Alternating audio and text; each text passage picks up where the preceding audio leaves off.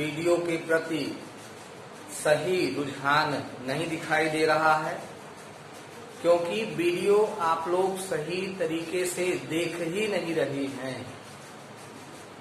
Video बनाई जा रही है तो उसका सही उपयोग करिए, देखिए और समझिए, समझने का प्रयास करिए। जब वीडियो आप देखेंगे तो समझेंगे, यदि नहीं देखेंगे तो समझ में नहीं आएगा। तो हम गुजारिश सबसे यही करेंगे कि वीडियो को लाइक करें, शेयर करें, कमेंट करें, साथ ही साथ सब्सक्राइब करें और बेल आइकन भी दबाएं। अधिक से अधिक अपने मित्रों को साथ में जोड़िए, सब्सक्राइब करवाइए, जिससे कि हमारी ऊर्जा आपके साथ लगे, आपके लिए ऊर्जा हम अपनी अच्छी तरह से उपयोग कर सकें, आपको दे सकें। कुछ यदि सीखना है, कुछ यदि पाना है तो कुछ खोना पड़ता है। थोड़ा अपना अमूल्य समय खोइए, साथ में आइए, सीखिए। चलिए इस वीडियो के माध्यम से हम पढ़ेंगे शेषफल प्रमेय। यह अति महत्वपूर्ण टॉपिक है। यह टॉपिक बहुत ही महत्वपूर्ण है। रिमाइंडर थ्योरम जो कि क्लास 9th में है। तो रिमाइंडर थ्योरम या शेषफल प्रमेय, जब हम किसी बहुपद को किसी बहुपद से भाग दें और भाग देने पर शेषफल प्राप्त होता है, तो इस क्रिया को हम भाग दे करके शेषफल भी ज्ञात कर सकते हैं। और एक दूसरी विधि है शेषफल प्रमेय के द्वारा। पहले हम भाग विधि के द्वारा शेषफल निकालना चाहेंगे, क्लास 8 में पढ़े होंगे। फिलहाल भाग देते हुए हम पहले शेषफल निकालेंगे, तब उसके बाद हम आपको शेषफल प्रमेय पढ़ाएंगे। शेषफल प्रमेय के माध्यम से हम आसानी से शेषफल निकाल सकते हैं।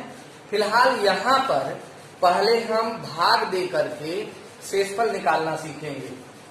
जैसे कि P ऑफ x में G ऑफ x से भाग देना है, तो जैसे भाग दिया जाता है इसी प्रकार से कॉलम बनाते हुए x minus 1 G of x जिससे भाग देना है उसको यहाँ रखते हैं। जिसमें भाग देना है P ऑफ x को वो बीच में रखते हैं।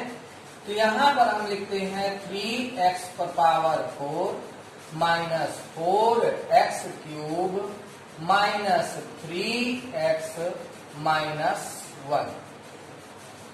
तो यहाँ भाग देने के लिए देखिए, सर्वप्रथम हम एक छोटा सा एग्जांपल देते हैं। जैसे कि मान लो 4 से तुम्हें डिवाइड करना है 27 को। 4 से डिवाइड करना है 27 को। आप सब लोग इस तरह से डिवाइड करते आए हैं।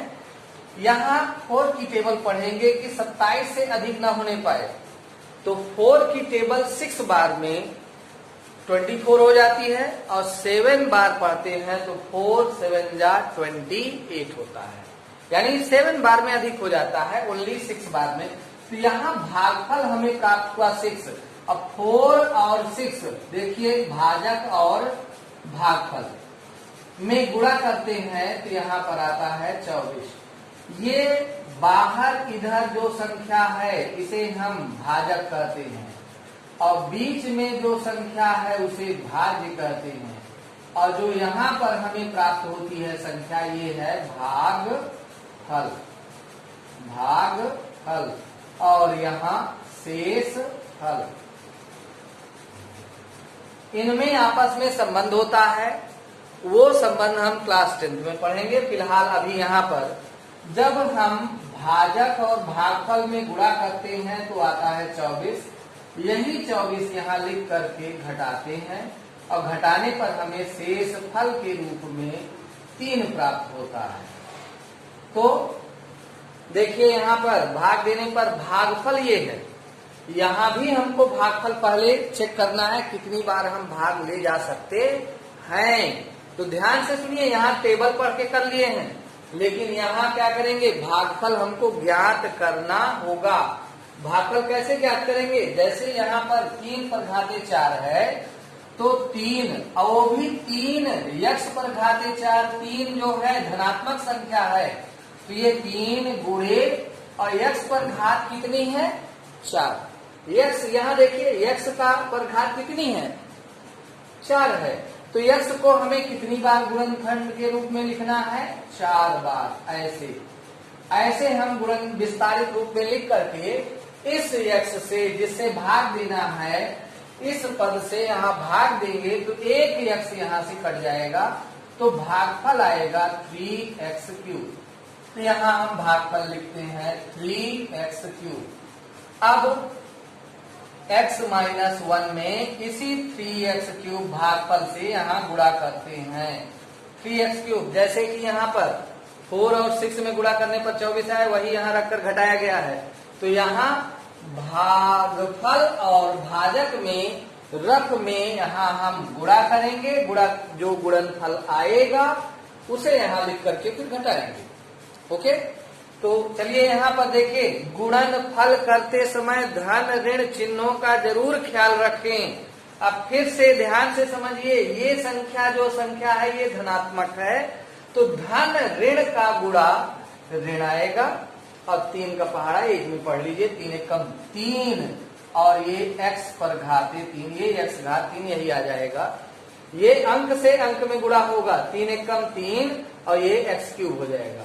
अब ये धनात्मक संख्या इस संख्या में गुणा करेंगे, ये भी धनात्मक है, धन धन का गुणा धन आएगा और 3 का पहाड़ा यहाँ के गुणांक से, यहाँ कोई संख्या है नहीं लेकिन यहाँ गुणांक कितना है, यहाँ गुणांक 1, तो यहाँ के गुणांक से यहाँ के गुणांक में गुणा करते हैं तो 3 एकम 3 और x पर घाते 3 यहाँ पर पहले से है, ये देखिए x गुणे 3x³, ये 3 एकम 3 पहले आ जाएगा और ये x 3 घात और 1 घात मिल करके गुणा में है तो इनकी घातें जुड़ जाती हैं, तो 3 ये घात, यहाँ पर कोई घात नहीं तो यहाँ 1 घात माना जाता है और 1 ये जुड़ करके इनको जोड़ देंगे तो ये आ जाएगा 3x पर घाते 4।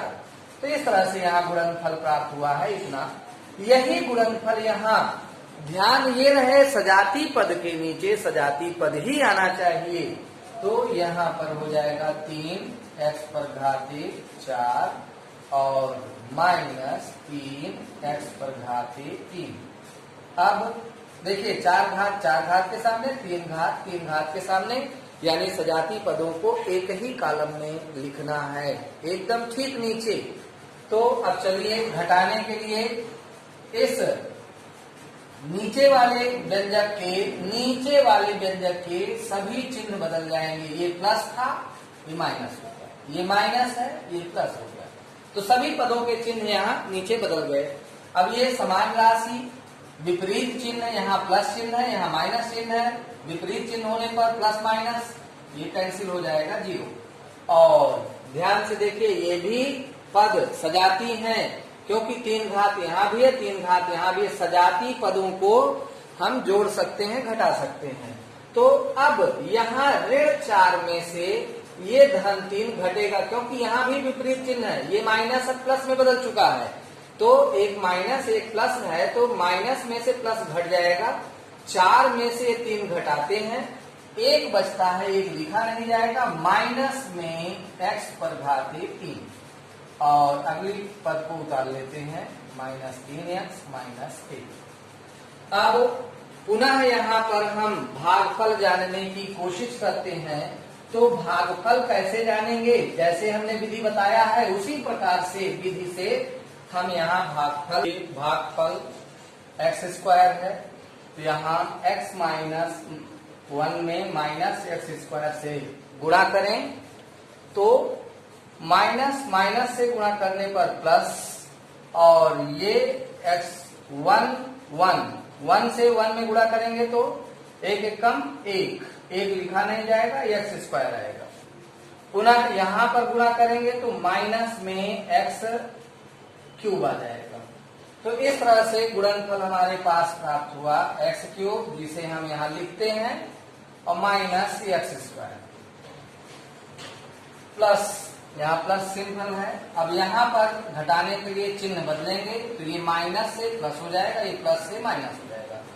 अब यहाँ पर x माइनस यानी विपरीत चिन्ह प्लस माइनस, विपरीत चिन्ह होने पर ये वैल्यू कट जाएगी, कैंसिल हो गई। और ये दोनों पद सजातीय पद नहीं है, इसलिए आपस में जोड़े या घटाए नहीं जाएंगे। यहाँ ये माइनस में है तो माइनस x² और ये अगली राशि -3x, इसको आगे लिख लेते हैं। पुनः भागफल जानना है तो -x इंटू x और डिवाइड करेंगे x से, तो यहाँ पर x लिखकर इसे कैंसिल करेंगे तो भागफल हमें प्राप्त होता है -x।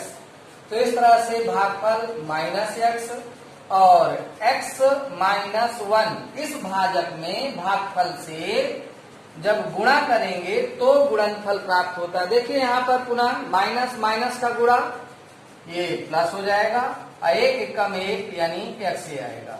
पुनः माइनस प्लस का गुणा माइनस और x का गुणा करने पर x², दो घात बनेगी क्योंकि एक घात ये, दो बार x ऐसे गुणा में होने पर इसका गुणनफल x² आएगा।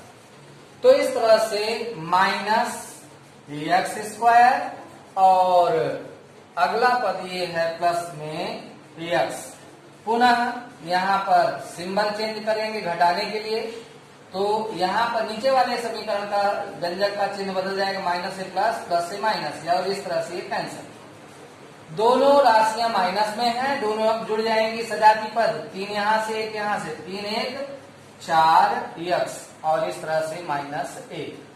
पुनः यहाँ पर भागफल यदि ज्ञात करेंगे तो -4x है और x से भाग देने पर ये x कैंसिल होगा, भागफल कितना आ गया -4, तो यहाँ -4 और पुनः x - 1 में -4 से गुणा करें तो माइनस माइनस का गुणनफल क्या आएगा धन, तो 4 एकम 4, ये ऋण और ये धन का गुणा ऋण में आएगा, 4 एकम 4 और ये x। इस तरह से गुणनफल है 4x और धन 4। यहाँ घटाने के लिए नीचे वाले व्यंजक का चिन्ह बदल देंगे, ये माइनस से प्लस हो जाएगा, ये प्लस से माइनस, और इस तरह से ये प्लस -0। दोनों संख्याएं माइनस में हैं, माइनस में जुड़ जाएंगे, -5, ये है शेष फल।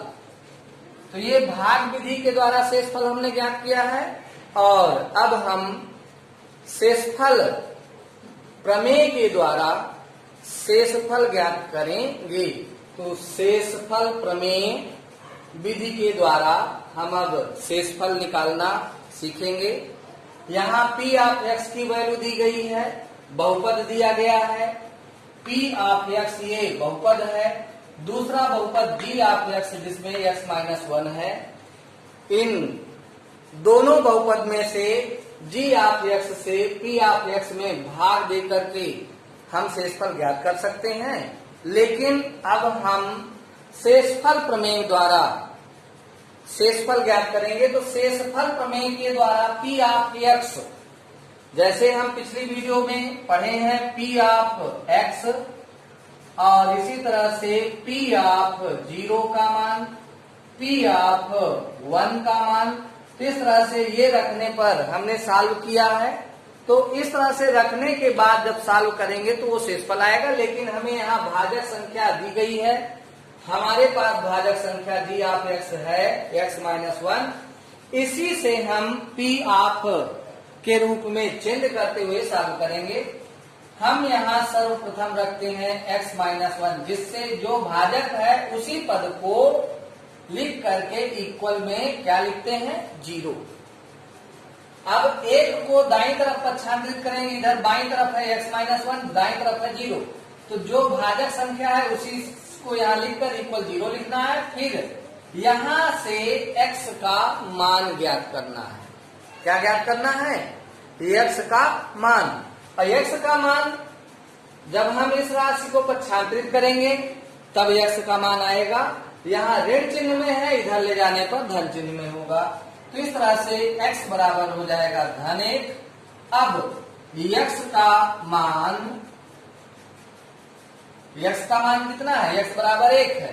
x का मान p ऑफ x में रखने पर, और p ऑफ x में हम रखते हैं तो यहाँ पर ये देखिए p ऑफ x में बहुपद है हमारे पास 3x पर power 4 minus 4x cube minus 3x minus 1। अब हमें क्या करना है? x की जगह x का मान रखना है। x का मान कितना है? 1। तो यहाँ यदि इस भाजक संख्या से x का मान हम प्राप्त करके p ऑफ x में रखेंगे तो हमें शेषफल प्राप्त होता है। तो इस तरह से यहाँ पर 3 और x के स्थान पर क्या रखना है? 1। यहाँ 1 रखते हैं और घात ये 4 लगा देते हैं। फिर अगला चिन्ह यहाँ ऋण है, फिर ये 4 है और x के स्थान पर 1 और 1 पर घाते 3। फिर पुनः यहाँ पर 3 और x की जगह पर 1 और ये -1। इस तरह से x के स्थानों पर हमने x का मान व्यवस्थित कर दिया, रख लिया है।